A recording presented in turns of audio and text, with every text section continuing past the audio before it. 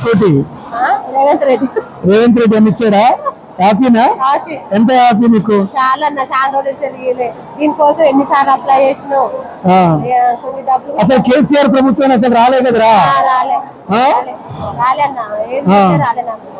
ఇచ్చిరంట కానీ అది మనకు వాళ్ళ కార్యకర్తకి ఏదో డిగ్రీ చదువుతున్నావు, పీజీ చదువుతున్నావు, రేవంత్ అని అరువులకు ఇచ్చాడు అంతేనా? పెళ్లి చేసుకున్నావా? ఎప్పుడు? 25 రోజులే.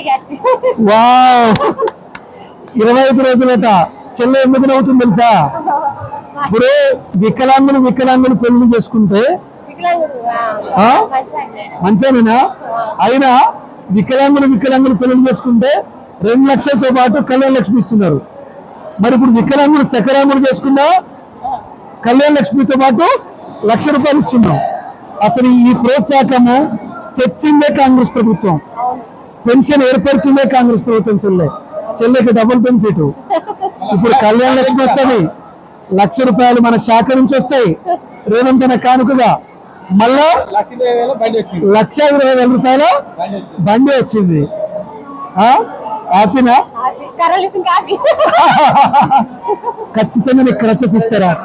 క్రచెస్ ఇస్తా, మంచిగా నడుపుకో.